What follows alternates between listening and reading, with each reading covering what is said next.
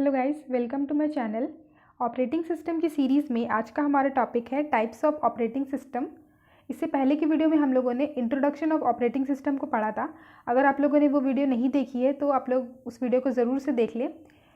तो गाइस, अगर आप लोग मेरे चैनल पर नए आए हैं तो मेरे चैनल को सब्सक्राइब कर दें और वीडियो को अभी से लाइक कर दें। इसके साथ हम लोग वीडियो को शुरू करते हैं। आज हम लोग देखेंगे टाइप्स ऑफ ऑपरेटिंग सिस्टम, और हम लोग जानते हैं कि टाइप्स ऑफ ऑपरेटिंग सिस्टम्स में आते हैं batch operating system, multi programming operating system, multitasking operating और time sharing operating system, multi processing और रियल टाइम ऑपरेटिंग सिस्टम।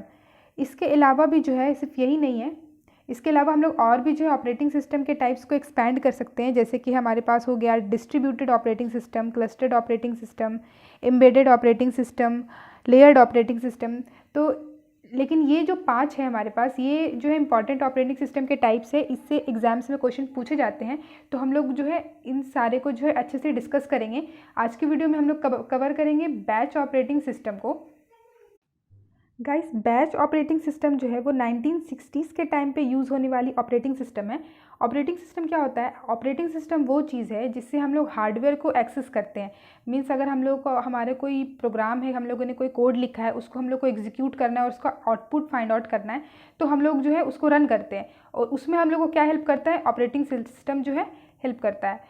तो बैच ऑपरेटिंग सिस्टम को हम लोग 1960s के टाइम पे यूज़ करते थे। उस टाइम क्या होता था, हमारे पास जो भी हमारा जॉब होता था, मतलब जो भी जॉब या टास्क जो हम लोग जिसका हम लोग को आउटपुट फाइंड आउट करना है, उसको हम लोग एक किसी ऑफलाइन डिवाइस जैसे कि पंच कार्ड हो गया, उसमें हम लोगों को लोड करना होता था। मतलब यहाँ पे क्या था कि हमारे पास जो भी जॉब्स हैं, नंबर ऑफ जॉब जो भी हमारे पास जॉब्स हैं, उसको हम लोगों को किसी ऑफलाइन डिवाइस में लोड करना पड़ता था। Offline device like punch card.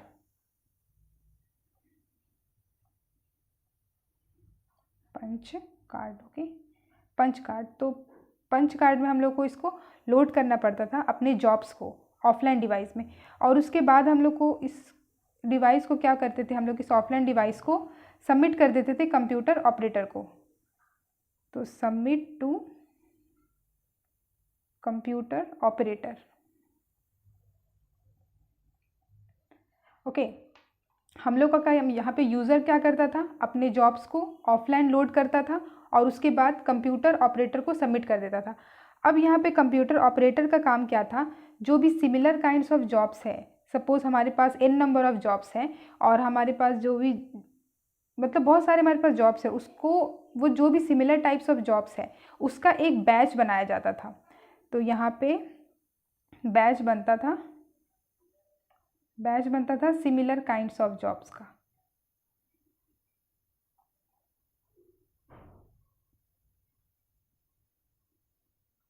Okay, तो सिमिलर काइंड्स ऑफ जॉब का जब बैच बना देता था, उसके बाद वो जॉब जो है एग्जीक्यूट होती थी। तो ये काम होता था हमारी बैच ऑपरेटिंग सिस्टम में। ऑलराइट, तो जैसे कि हम लोग पिछली वीडियो में भी देखे हैं, goals of operating system. Operating system का गोल क्या था कि वो कन्वीनियंट होना चाहिए, एफिशिएंट होना चाहिए। तो यहाँ पे देखिए, मतलब हम लोग जो है यूज़र है, हम लोग को अगर कुछ भी अपना काम करवाना है तो पहले ऑफलाइन लोड किए, उसके बाद कंप्यूटर ऑपरेटर को सबमिट किए, उसके बाद कंप्यूटर ऑपरेटर क्या करता था, जो भी सिमिलर काइंड्स ऑफ जॉब्स है, मतलब सपोज मान लीजिए जॉब 1, जॉब 2, जॉब 3, जॉब 4, इस तरीके से है। अब जॉब 1 और जॉब 2 जो है एडिशन की जॉब है, ये दोनों एडिशन की जॉब है, और ये दोनों जो है सब्ट्रैक्शन की जॉब है, ठीक है। तो जॉब 1 और जॉब 2 का जो है एक बैच बना लिया गया, और जॉब 3 और जॉब 4 का एक बैच बना लिया गया। तो ये हो गया बैच 1 और ये B2 बैच 2। उसके बाद जो है ये एक एक करके एग्जीक्यूट होता था। मतलब मीन्स अगर जब पहले जॉब 1 एग्जीक्यूट होगा पूरा, फिर जॉब 2 एग्जीक्यूट होगा, उसके बाद जॉब 3 और जॉब 4, इस तरीके से एग्जीक्यूशन होता था। तो ये जो है इस तरीके का जो ऑपरेटिंग सिस्टम था, ये कन्वीनियंट नहीं था। मीन्स यहाँ पे सबसे बड़ा प्रॉब्लम तो ये था कि यूज़र जो है, सिर्फ यूज़र को प्रॉब्लम है, क्योंकि अगर कोई कोड रन करवाना है तो पहले उसको ऑफलाइन लोड करना है, उसके बाद जाके कंप्यूटर ऑपरेटर को सबमिट करना है, उसके बाद जब रिज़ल्ट आएगा तो रिज़ल्ट आने में भी टाइम लगेगा। जैसे कि तुरंत तो रिज़ल्ट मिलेगा नहीं, 1 दिन 2 दिन, 1 हफ्ता, 1 महीना, जो भी टाइम लग सकता है आउटपुट को फाइंड आउट करने में। तो उसके बाद जब भी आउटपुट मिलेगा तो यूज़र को फिर से जा कर के आउटपुट लेना पड़ता था। तो ये कन्वीनियंट बिल्कुल भी नहीं है। तो इसलिए ये जो ऑपरेटिंग सिस्टम है 1960s के टाइम पे सबसे पुराना ऑपरेटिंग सिस्टम है ये जो यूज़ होता था। आजकल हम लोग बैच ऑपरेटिंग सिस्टम को कहीं पर भी यूज़ नहीं करते हैं, लेकिन इसी कॉन्सेप्ट को यूज़ करके जो हमारा आगे का ऑपरेटिंग सिस्टम यूज़ होता है। अब बात करते हैं एडवांटेज और डिसएडवांटेज की। तो एडवांटेज तो यहाँ पे कुछ खास है नहीं इस ऑपरेटिंग सिस्टम में, इसीलिए हम लोग इसको यूज़ करना भी छोड़ दिए हैं। मेन जो क्वेश्चंस पूछे जाएंगे वो डिसएडवांटेज ही पूछे जाएंगे। तो एक लाइव एग्जांपल अगर आप लोग देखें यहीं पर से कि यूज़र जो है एग्जीक्यूशन के टाइम पे जो है प्रेजेंट नहीं रहता था। इसका मतलब अगर कोड में कुछ ऐसा लिखा हुआ है जिसमें यूज़र से इनपुट लेना है, यूज़र से 2 इंटीजर नंबर अगर इनपुट लेना होगा, तो यूज़र जो है जब कोड के एग्जीक्यूशन टाइम होगा उस टाइम पे प्रेजेंट ही नहीं रहेगा, क्योंकि वो तो ऑफलाइन लोड करके वो अपने घर चला गया। तो एग्जीक्यूशन के टाइम पे कोई प्रेजेंट नहीं है वहाँ पे। तो ये सबसे बड़ा प्रॉब्लम था बैच ऑपरेटिंग सिस्टम में कि यूज़र तो प्रेजेंट है ही नहीं, तो फिर कोड कैसे एग्जीक्यूट हो। तो ये जो है यूज़र इंटरैक्टिव बिल्कुल भी नहीं था। और क्या है, यहाँ पे स्टारवेशन का प्रॉब्लम भी था। स्टारवेशन का प्रॉब्लम को समझने के लिए हम लोग जो है टाइम समझ लेते हैं पहले। तो गाइस एग्जीक्यूशन टाइम जो होता है वो 2 टाइप का होता है, एक CPU टाइम और एक IO टाइम। हमारा जो जॉब है जो हम लोग को एग्जीक्यूट करवाना है वो रेडी स्टेट से लेके टर्मिनेशन स्टेट तक जाने में उसको कुछ टाइम लगता है। अब वो टाइम जो है दो टाइप का होता है, एक CPU में और एक इनपुट आउटपुट टाइम। तो यहाँ पे इसको हम लोग समझ लेते हैं। हालांकि इसको हम लोग आगे जो अपना शेड्यूलिंग एल्गोरिदम पढ़ेंगे उसमें हम लोग इसको अच्छे से समझेंगे किस तरीके से हम लोग टाइम जो है इसका कैलकुलेट करते हैं। बट यहाँ पे ये चीज़ इंपॉर्टेंट है, जैसे कि हमारे पास मान लीजिए ये जॉब 1 के लिए है। ओके, जॉब 1 को जो है जो भी हमारा एग्जीक्यूट होने में जो भी टाइम लग रहा है वो कुछ इस तरीके से, पहले जो जॉब था वो हम लोग को कुछ CPU टाइम लिया। ओके, CPU टाइम लेने के बाद वो जो हमारा जॉब था उसने डिमांड कर दिया IO की, मीन्स उसको किसी फाइल को जाके रीड करना है या फिर यूज़र से कुछ इनपुट लेना है। तो CPU यहाँ पे क्या रहेगा, खाली बैठा रहेगा। CPU बोलेगा जाओ जा कर के इनपुट आउटपुट परफॉर्म करो। तो उस टाइम पे CPU क्या रहेगा, आइडल। ओके, तो ये जो है ये इनपुट आउटपुट टाइम हो गया, IO टाइम। उसके बाद जो भी उसने अपना काम IO वाला कर लिया, उसके बाद फिर से उसको CPU की ज़रूरत पड़ी तो फिर से वो CPU ले लिया। CPU के बाद फिर से उसको कुछ IO की ज़रूरत पड़ी तो उसके बाद CPU क्या हो गया, आइडल हो गया। इस तरीके से जो है जॉब 1 जो है परफॉर्म कर रहा है। ज़रूरी नहीं है कि हर जॉब इस तरीके से काम करे। हो सकता है जॉब 1 जो है उसको पूरा CPU की ही ज़रूरत पड़ जाए, या फिर हो सकता है CPU फिर IO, या फिर हो सकता है जैसे ही जॉब 1 आया उसको सबसे पहले IO की ज़रूरत पड़ गई। इस तरीके से होता है। ये हम लोग आगे शेड्यूलिंग एल्गोरिथम में डिस्कस करेंगे। अभी के लिए ये चीज़ जो है इतना समझने की है कि टाइम जो है जॉब जो भी टाइम लेता है वो CPU लेता है, और अगर उसको कुछ फाइल रीड करना है या यूज़र से इनपुट लेना है तो CPU उस टाइम पे खाली बैठा रहेगा। ये था हमारा एग्जीक्यूशन टाइम, जिस तरीके से जॉब्स जो है या प्रोसेस जो है परफॉर्म होते हैं। तो ये सिर्फ ऐसा नहीं कि सिर्फ बैच ऑपरेटिंग सिस्टम में भी है, सारा ऑपरेटिंग सिस्टम में इसी तरीके से काम होता है। कोई भी प्रोसेस आता है तो उसको CPU टाइम और IO टाइम की ज़रूरत पड़ती है। तो जिस तरीके से वो कोड लिखा हुआ रहता है उस तरीके से हम लोग CPU और IO जो है उसको प्रोवाइड करते हैं। तो यहाँ पे ये वाला चीज़ जो है बैच ऑपरेटिंग सिस्टम में अगर हम लोग देखें तो यहाँ पे बैच ऑपरेटिंग सिस्टम में क्या होता था, हमारे पास सबसे पहला जो जॉब आया, मीन्स हमारे पास समझ लीजिए 3 जॉब है, जॉब 1, जॉब 2 और जॉब 3, या फिर इसको हम लोग प्रोसेस भी बोल सकते हैं, प्रोसेस 1, प्रोसेस 2, प्रोसेस 3। अब जॉब 1 को एग्जीक्यूट होने में सपोज लग रहा है 1 घंटा। ओके, और जॉब 2 की जो एग्जीक्यूशन टाइम है वो है बस 2 मिनट, और जॉब 3 की मान लेते हैं 1 मिनट। ओके, तो इसको परफॉर्म होने में, इसको पूरा एग्जीक्यूट होने में 1 घंटा लगेगा, इसको 2 मिनट लगेगा और इसको 1 मिनट लगेगा। तो जब सबसे पहले हमारा जॉब 1 जो है रेडी क्यू में जाएगा, इसलिए एक प्रोसेस है, इसको हम लोग आगे डिस्कस करेंगे कि रेडी क्यू क्या होता है, ये वगैरह वगैरह। तो सबसे पहले जो है हमारा जॉब 1 जो है CPU को मिलेगा। CPU उसके बाद ये पूरा परफॉर्म होगा, जॉब 1 पूरा परफॉर्म होगा, मतलब जैसे उसको टाइम चाहिए CPU टाइम IO टाइम वो पूरा परफॉर्म होगा। यहाँ पर से जो है वो एग्जीक्यूट हो जाएगा।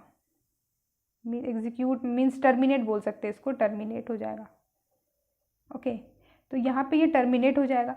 तो यहाँ पे जॉब 2 जो है जो सिर्फ 2 मिनट टाइम लगा रहा है, और जॉब 3 जो है वो सिर्फ 1 मिनट टाइम लगा रहा है। तो ये इन दोनों को काफ़ी लंबे टाइम के लिए वेट करना पड़ जाएगा। अगर मान लीजिए यहाँ पे जॉब 1 को 1 घंटा लग रहा है, सबसे पहले जॉब 1 गया, CPU उसको प्रोवाइड हो गया, पहले उसको CPU टाइम चाहिए, और उसके बाद जो है सपोज़ 1 घंटे में से उसने यहाँ पे 5 मिनट ही काम किया CPU में, और उसके बाद जो है 6 मिनट से जो है उसको IO परफॉर्म करना है, और IO परफॉर्म करने के लिए वो जो लास्ट है जो है 55 मिनट्स तक IO परफॉर्म किया, उसके बाद फिर उसको CPU चाहिए 56 के लिए, और फिर 1 घंटे का टाइम है ना, हाँ, तो 60 मिनट्स में फिर वो टर्मिनेट हो रहा है। तो ये जो इतना लंबा जो टाइम है ये IO परफॉर्म कर रहा है, तो इतने लंबे टाइम के लिए CPU खाली बैठा रहेगा, CPU जॉब 2 को एग्जीक्यूट नहीं करेगा, ये जॉब 2 वहीं पे वेट करता रह जाएगा और ये CPU जो है आइडल रहेगा। तो यहाँ पे सबसे मेन प्रॉब्लम हो जाएगा कि CPU आइडल रहेगा, CPU जॉब 2 को परफॉर्म बिल्कुल भी नहीं करेगा इन बैच ऑपरेटिंग सिस्टम। ऑलराइट, तो यहाँ सब हमारे पास जो सबसे पहला जो डिसएडवांटेज हो गया, काफ़ी मेजर डिसएडवांटेज, वो हो गया CPU is being idle at the time of IO। CPU खाली बैठा रहेगा, वो दूसरे जॉब को परफॉर्म नहीं करेगा। दूसरा जो प्रॉब्लम हम लोगों ने यहाँ पे देखा वो है स्टारवेशन की।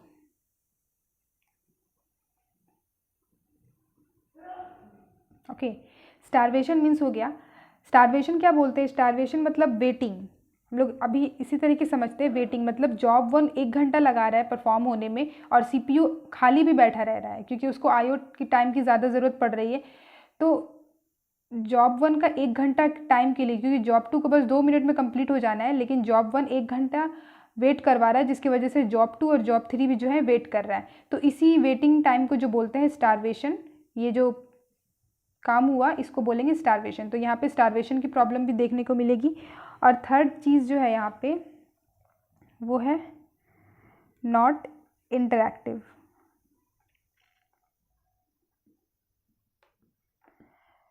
नॉट इंटरैक्टिव मीन्स हुआ, जैसे कि हम लोग यहाँ पे देखें IO, यहाँ पे भी IO टाइम है, यहाँ पे भी IO, क्योंकि यहाँ पे CPU आइडल है। तो IO मीन्स क्या हुआ, उसको IO परफॉर्म करना है, मीन्स यूज़र से कुछ इनपुट लेना है या फिर किसी फाइल को रीड करना है। तो अगर यूज़र से इनपुट लेना हुआ, किसी जॉब को, हमारे कोई सा भी जॉब को यूज़र से इनपुट लेना हुआ, तो ये जो बैच ऑपरेटिंग सिस्टम है ये तो पंच कार्ड में हम लोग यूज़र जो है लोड करके ऑपरेटर को सबमिट करके चला जा रहा है। तो यहाँ पे तो कोई यूज़र है ही नहीं एग्जीक्यूशन के टाइम पे जो इनपुट डालेगा कीबोर्ड से या फिर माउस से। तो ये इसी वजह से जो है ये नॉट इंटरैक्टिव है, यूज़र से इनपुट लेने वाला काम जो है यहाँ पे बिल्कुल भी पॉसिबल नहीं है। और इसके अलावा हम लोग यहाँ पे एक और चीज़ समझ लेते हैं, जैसे कि हमारा जो भी जॉब होता है, कोई सा भी ऑपरेटिंग सिस्टम हम लोग यूज़ कर रहे हैं, जो भी जॉब होता है वो लास्ट में टर्मिनेट हो जाता है, मीन्स उसका जो मेमोरी जो है वो सारी की सारी रिलीज़ हो जाती है।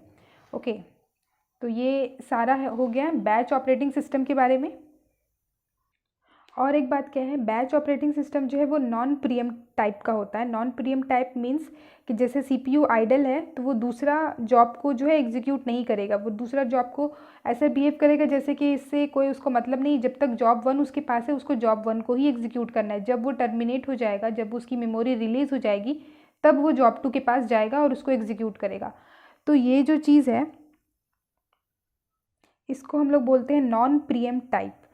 नॉन प्रीएम्प्ट मीन्स वो प्रीएम्प्ट नहीं हो रहा है, और प्रीएम्प्ट टाइप मीन्स होगा जैसे कि अगर CPU यहाँ पे खाली बैठा है और ये IO परफॉर्म कर रहा है, तो जब तक ये वाला जॉब IO परफॉर्म कर रहा है तब तक CPU जॉब 2 को लेकर के एग्जीक्यूशन स्टार्ट कर देगा।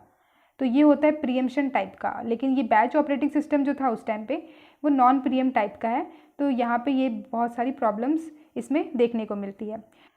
So this is all about batch operating system guys. अगर आप लोग को वीडियो अच्छा लगा हो तो वीडियो को लाइक करके शेयर करें, और अगर कोई भी डाउट हो तो आप लोग कमेंट सेक्शन में मुझसे पूछ सकते हैं।